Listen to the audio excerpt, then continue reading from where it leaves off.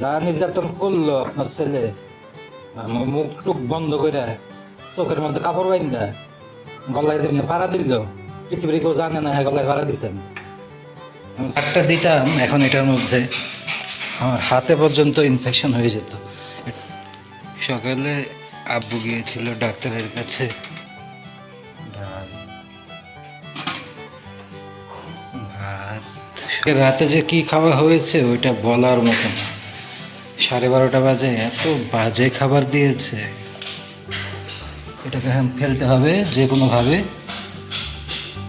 কি যে বিপদ, এটার মধ্যে যদি এখন আমি হাতটা দিতাম, কি পরিমাণ নোংরা এই মহিলা, এটা এখন ফেলে কি দিই। ফ্রিজের হাতলের মধ্যে যদি এই জিনিস থাকে, ভাগ্য ভালো আমি হাত দিইনি। সবচাইতে বেশি ফ্রিজ এটা বিড়ালে ফেলেন, এটা ডেঞ্জারাস জিনিস। মানে ফ্রিজটাকে ডাস্টবিন বানিয়ে ফেলেছে।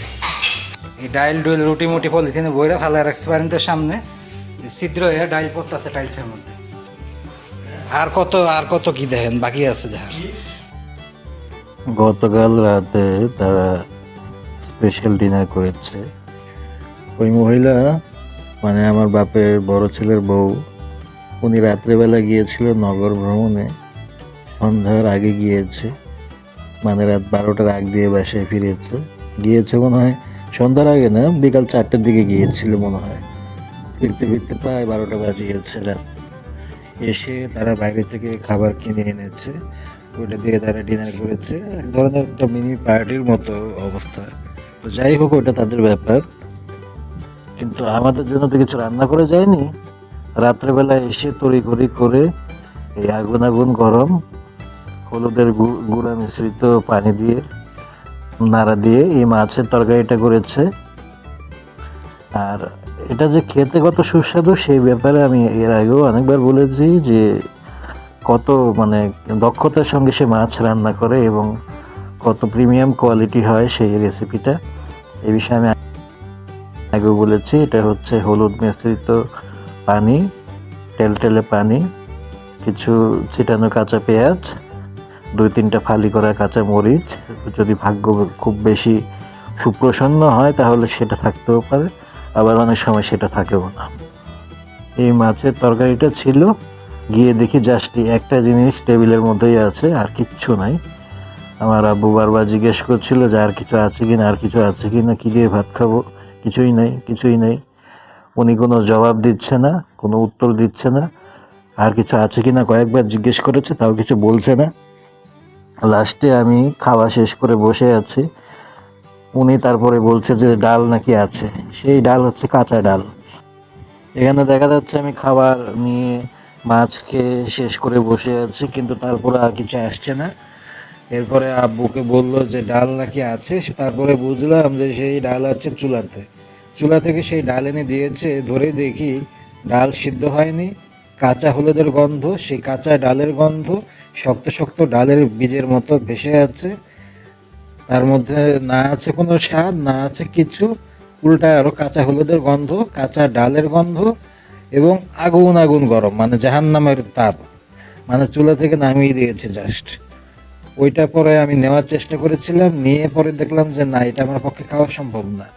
তারপরে পুরোটা ভাত সহ মেখে বারান্দার গ্রিল দিয়ে শুধু ফেলে দিয়ে চলে গেলাম, আর খাইনি পরে কিছু। আজকের ব্লগটা এখান থেকেই শুরু করছি। সকালে আব্বু গিয়েছিল ডাক্তারের কাছে, নাস্তা করে ফেলেছি।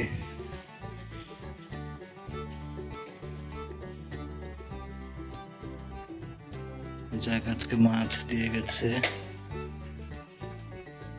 ডাল, ভাত, সব কিছু রেডি আছে দেখা যাচ্ছে।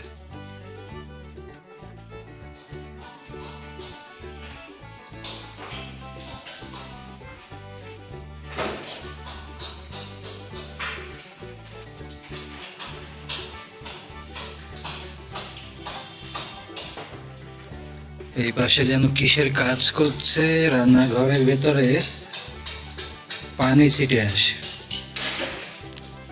যে সিমেন্টের গুঁড়া পানি এগুলো রান্নাঘরের ভেতরে চলে আসে। কালকে রাতে যে কি খাওয়া হয়েছে ওইটা বলার মতো না। 12:30 বাজে এত বাজে খাবার দিয়েছে।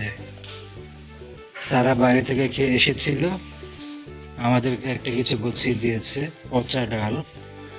সেই যে পচা ডাল টক, সেই ডাল দিয়ে ভাত খেয়েছিলাম।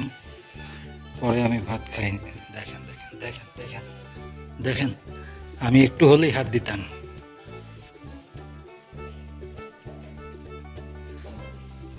দেখেন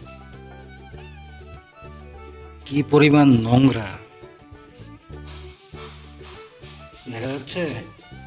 এটাকে আমরা বলি ছ্যাঙ্গা বা বিছা। এটাকে ফেলতে হবে যে কোনো ভাবে।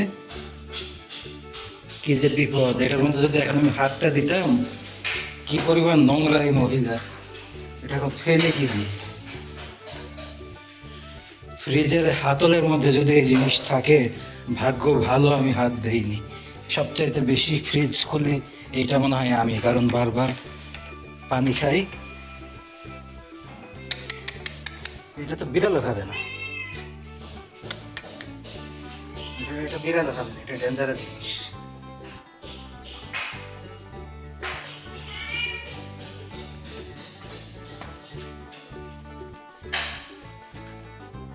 মানে ফ্রিজটাকে ডাস্টবিন বানিয়ে ফেলেছে। এত ময়লা এত নোংরা যে ফ্রিজের হাতলের মধ্যে এখন এই ধরনের ছ্যাঙ্গা বিছা এগুলো চলে আসে। আমি যদি হাতটা দিতাম এখন এটার মধ্যে, আমার হাতে পর্যন্ত ইনফেকশন হয়ে যেত। এটা এত খারাপ জিনিস।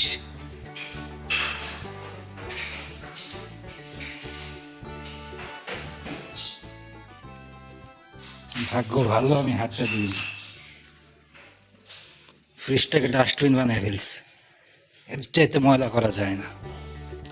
দেখেন একটু পরিবেশটা দেখেন।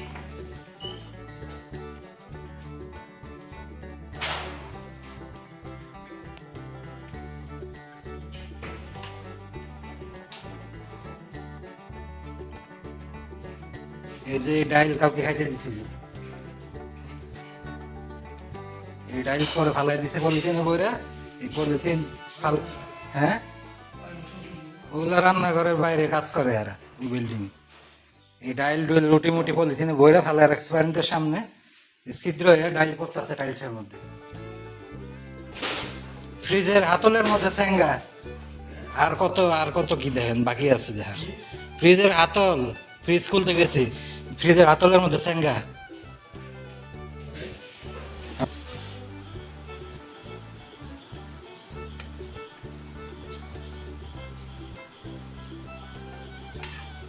ছেলে বাসায় থাকলে বাইরে থেকে নাস্তা আনলে রুটি মুটি কলা মলা আবিজাবিলে।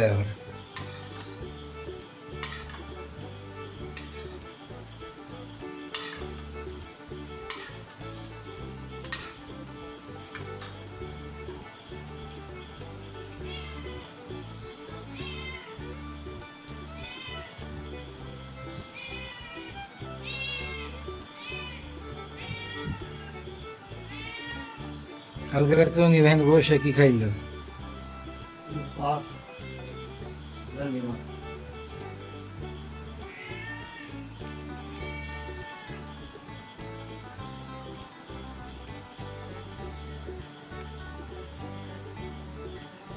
ডাইল নষ্ট করবো, এটাও থাকবো না, লাভটা কি লাইন দেয়। ডাইল তো জানতেছে পাতিল ভরা, ঘন ঘন ডাইল নষ্ট করতেছে, ফালাইতেছে প্রতিদিন। ওই যে এখনো ময়লার পলিথিন ভরা ডাইল খাইটা ভরতেছে। এগুলোর তো কোনো হিসাব নাই। ভাত নষ্ট হইলে দেখা যায়। তরকারি ডাইল এগুলো কি এর মধ্যে পড়ে না?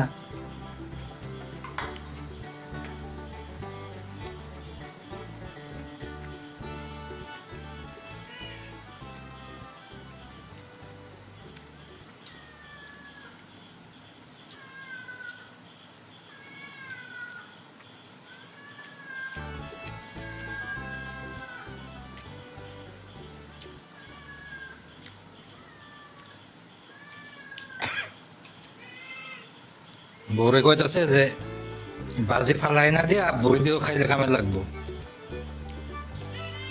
তার মানে ফালাই দেওয়ার থেকে আপনারে দেওয়া ভালো।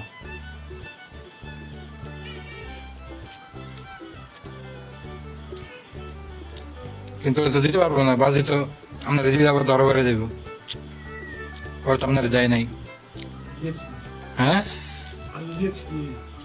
দেখছেন তো, কিন্তু হেরা তো বানায় খাইছে, খালি এরা খাইছে। আর কোনোদিন তো জীবনে রুটির সাথে বাজি বানায়নি।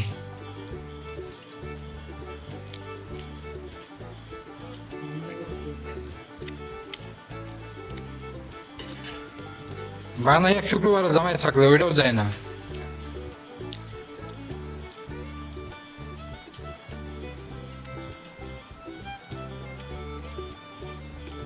আমি তো দেখছি বিলাই চাউল খাইতেছে রুটি, আমি না করি না, ইচ্ছা করে বাধা দিই, খাক নষ্ট হইব আমি জানি। তুই তো রুটি আমি বলছি না, ময়দা বলছি না। 3:30 4টা বাজে ভাত খাওয়ার অভ্যাস।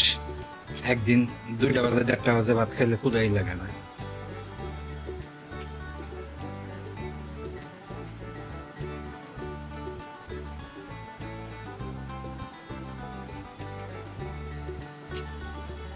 বারোটার আগে তো নাস্তা হয় না কোনোদিন। নাস্তার লেগে ওয়েট করে বয়ে থেকে লাভ আছে?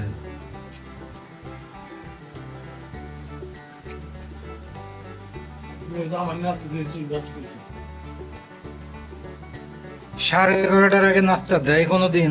আমার ডাক বইকে আর কি, ডাকে এবার কি আর আমি উঠে এবার কি করবো? জানা কথা যে 11:30টার আগে নাস্তা নাই, বরং উঠে গেলে আর বিপদ, যে ক্ষুদা লেগে যায় তখন। কি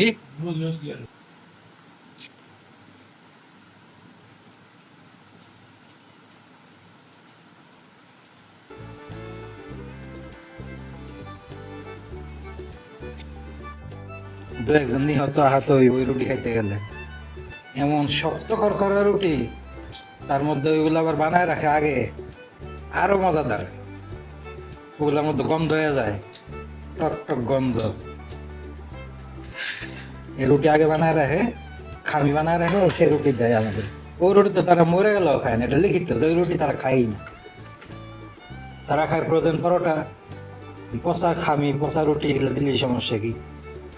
আর এই ডিমটা খাওয়া যায়, শুকনো ডিম, না দেয় কোনো বাজে, না দেয় কোনো ডাইল। বাসে ডাইল দেওয়া পর্যন্ত রুটি খাওয়া যায়, আগে খাইছি।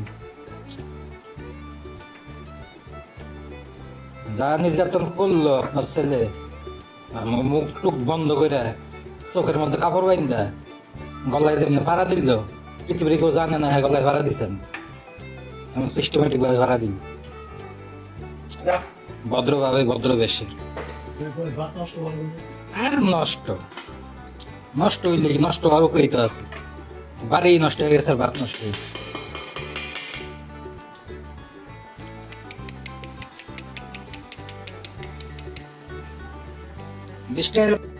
দুপুরের খাওয়া শেষ করে তারপরে এই বিড়ালগুলো অপেক্ষা করতে থাকে, সবগুলো মিলে দলবল মিলে। এই মহিলা না থাকলে একটু বেশি আবদার করে, একটু বেশি আহ্লাদ করে, বেশি জ্বালায়, এটা স্বাভাবিক। কারণ ও থাকলে এরা আশেপাশে ফিরতে পারে না, ওকে খুব ভয় পায়। তো ও বাসায় নেই, ও বাইরে গেছে, আমরা দুজন খাচ্ছি, এই জন্য সবাই দল বেঁধে এসেছে। আমি আমার প্লেটে মাছের কাটাকুটা এগুলো যা কিছু আছে এগুলো সব কিছু জমিয়ে রাখি, তারপর সব কিছু ভাত দিয়ে মাখিয়ে আমি আমার প্লেটের মধ্যে এদেরকে খেতে দিই। এভাবেই দিই সবসময়, যদি মহিলা বাসায় না থাকে তখন দিতে